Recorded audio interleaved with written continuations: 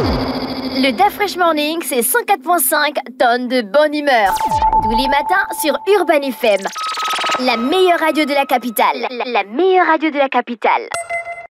Vous êtes sur les 104.5 Urban FM, la station urbaine, et vous écoutez le Da Fresh Morning. Le studio est plein de beauté, René Ruth. Oui, le studio est plein de beauté en commençant par moi. Tu vas t'étouffer pour rien. Oui, aujourd'hui, on reçoit une première dauphine de Miss Flambeau d'Afrique. Je pense que l'année passée, on a reçu Sarangwa qui venait nous présenter le titre. Et là, elle a envoyé Freyane qui a eu le titre de première dauphine. Ah, d'accord, c'était le concours que Sarah était venue présenter. Oui. Ah, maintenant je vois. Freyane, bonjour. Bonjour. Comment tu vas? Je vais très bien et vous? Non, on va bien. Merci d'avoir accepté notre invitation. C'est un réel plaisir de te savoir avec nous ce matin dans le Da Fresh Morning. Tu as remporté la place de première dauphine dans le concours Flambeau d'Afrique. Comment ça s'est passé? Pourquoi tu as participé à cet événement? Qu'est-ce qui t'a motivé? Bon, déjà, il faut savoir que j'aime les challenges et je suis une amoureuse de la beauté également. Oui. Donc, quand j'ai appris qu'il y avait un concours, j'ai d'abord cherché à savoir c'était quoi les débouchés et tout ça. Et quand j'ai su, ça m'a particulièrement intéressée. Oui. Donc, j'ai passé ma candidature. Il y a eu des présélections. Il y a eu on a eu la demi-finale, la finale. Et au sortir de là, il devait y avoir 2 représentants du Gabon à l'international, donc à Yaoundé, le 28 juillet dernier. Oui. Tu peux revenir sur les critères de sélection pour Miss Flambeau? Il fallait juste être assez grande, 1m70. Toi, tu as 1m combien? 1m76. Ah, tu es grande. Voilà, âgée depuis de 18 ans. Oui. Et niveau bac. D'accord, ok. Voilà.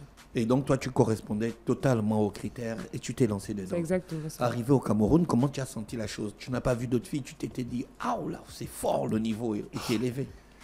Si, le niveau était un peu élevé, ça je l'avoue. Mais j'avais confiance en moi et je savais ce que je voulais et pourquoi j'étais là. Donc, d'accord. Pas si compliqué que ça. Il y avait un thème à respecter, non? Pas un thème à respecter, mais il y avait un thème. Le thème de cette année, c'est la beauté africaine au service de la protection de l'environnement, pour la survie de l'humanité. Oui, mais pour ça, c'est un grand développement durable. Oui. Ça, c'est carrément un sujet de l'ONU. Donc, comment vous avez préparé ce thème? Voilà, c'est ce que je voulais poser comme question. Bon, il fallait d'abord m'imprégner de la chose. La beauté africaine au service de la protection de l'environnement. Donc, la femme africaine, il ne suffit pas d'être belle, il faut... pouvoir apporter quelque chose. Donc là, on parle de l'environnement. Donc, tu mets ta beauté au service de l'environnement, comment pouvoir protéger la nature et tout ça, lutter contre l'insalubrité et consorts. Donc, c'est par rapport à ça que je me suis mise dans la peau même du thème. Je ne sais pas si vous comprenez. Oui, on comprend très bien. On comprend très, très bien. Tu as quand même, à part le défilé, vous avez un discours. Ou bien vous avez fait une session de questions-réponses? Non. C'était un discours. Toi, tu viens dans un pays où on défend l'environnement depuis perpète les oies. Donc, tu étais à l'aise, en fait. Il y avait un peu de stress, mais ça va. Tu parles avec la tête, hein? Il faut parler avec la bouche pour que les auditeurs puissent t'entendre. J'ai vu gérer. Est-ce que tu avais déjà préparé ton discours étant au pays, vu que le thème était déjà connu, je crois? Oui. Mais pas totalement. Je suis allée avec quelques bases. Et après, j'ai plus développé mon thème là-bas, sur place. Tu as développé ton thème sur place comment? Par rapport aux autres candidates, par rapport à leur texte? Non. J'ai travaillé par rapport à ce que je pensais du thème, sur le thème. D'accord. Et c'était combien de passages sur scène? En tenue traditionnelle, en maillot? Il y avait quand même 7, je pense. Maillot, tenue traditionnelle, costume national, robe de soirée. Oui. J'ai déjà cité maillot de bain. Oui, maillot de bain, tenue traditionnelle. Il y avait tenue de ville. Oui. Et il y avait un passage en tailleur. En tailleur, hein? Oui. D'accord. Alors, toi, tu as décidé de mener un combat au sortir de ce concours qui s'appelle Une femme, un avenir. Ouais. Tu peux un peu nous expliquer ton concept? Ok. Déjà, j'ai eu le temps d'observer. Il y a de cela quelques mois en arrière, j'étais allée dans un orphelinat avec une amie. Elle voulait faire des dents, donc je l'ai accompagnée.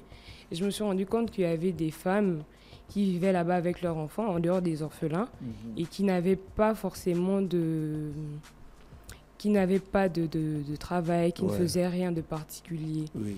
Et après que j'ai eu mon écharpe, je me suis dit pourquoi pas me rapprocher de ces femmes-là pour sensibiliser, parce que moi également je suis mère et c'est quelque chose qui me touche particulièrement. Quand tu as un enfant, il y a des responsabilités et tu ne dois pas faire subir à l'enfant on ne doit pas voilà.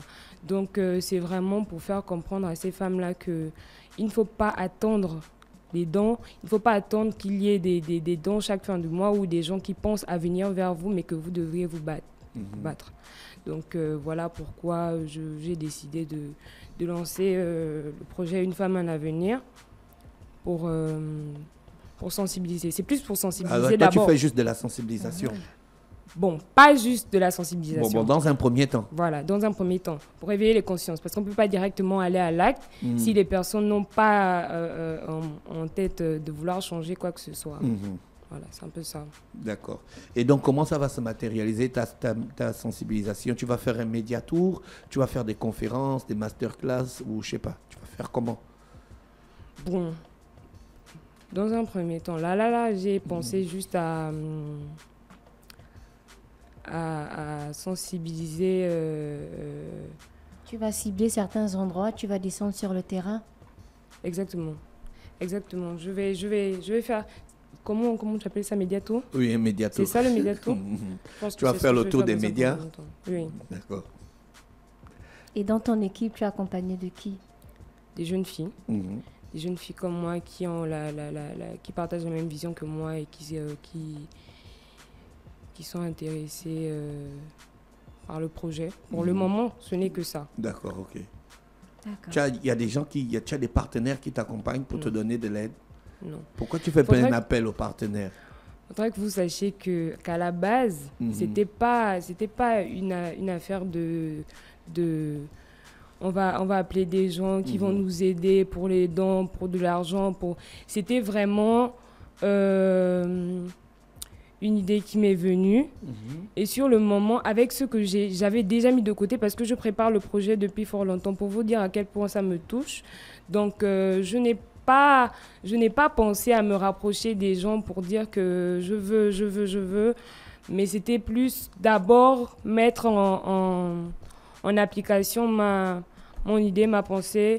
Et puis, pourquoi pas, si ça devenait plus sérieux, solliciter l'aide Mais là, c'est en train de devenir sérieux puisque tu es passé à l'acte. Tu commences à en parler dans des médias. Donc, c'est le moment pour toi de faire un appel à partenaires pour qu'ils t'aident dans ta démarche, aider les femmes à s'en sortir, pour leur offrir un avenir. C'est pas la blague. Hein. Oui. J'espère que tu mesures la portée de ton initiative. Bien sûr. René Ruth. Oui, on espère aussi que tu ne vas pas nous lâcher. Hein. Parce qu'il y a beaucoup de personnes qui arrivent avec des projets et au bout de 1 mois, 2 mois, voire 3 mois maximum, abandonnent. C'est-à-dire qu'il y a certaines qui ont commencé à croire et après elles se sentent complètement abandonnées. Donc là, vu qu'elle nous dit qu'elle est entourée de certaines personnes qui ont la même vision qu'elle, on espère elle sera là pour 1 an, 2 ans, voire plus, pour avoir plus d'impact dessus. Parce qu'il y a beaucoup qui aimeraient être boostés, qui aimeraient être conseillés.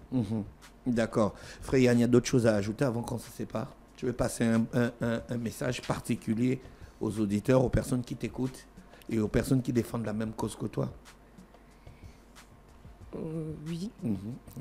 Je pense que si je ne l'ai pas déjà dit avant, il y a des femmes qui attendent d'être aidées. Il y a des femmes qui se sentent lésées et je me dis que si on va vers elles, si nous allons vers elles, faire comprendre à ces femmes-là que vous n'êtes pas seules, vous n'êtes pas... Il y a des gens qui traversent autant pour moi les mêmes situations que vous. Nous sommes tous passés par là, c'est pas facile, mais il faut pas abandonner, il faut pas baisser les bras, il faut se lever, il faut se battre, non seulement pour vos enfants d'abord et pour vous après. Parce que je suppose que beaucoup elles ne veulent pas rester dans cette situation-là.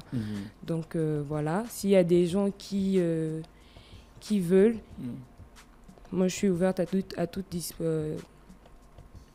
disponibilité. Voilà. Merci d'avoir accepté notre invitation. René, tu avais une autre question à ajouter? Non, c'est bon pour Freya. Merci d'avoir accepté notre invitation. Je rappelle qu'on recevait Freyane, qui est première dauphine Miss Flambeau d'Afrique. Elle est avec nous ce matin dans le studio des 104.5 Urban FM, la station urbaine, pour présenter son projet Une femme, un avenir. On était donc content de te recevoir ce matin et on te remercie d'avoir accepté notre invitation. Merci à vous. Le Da Fresh Morning, c'est 104.5 tonnes de bonne humeur. Tous les matins sur Urban FM. La meilleure radio de la capitale. La meilleure radio de la capitale.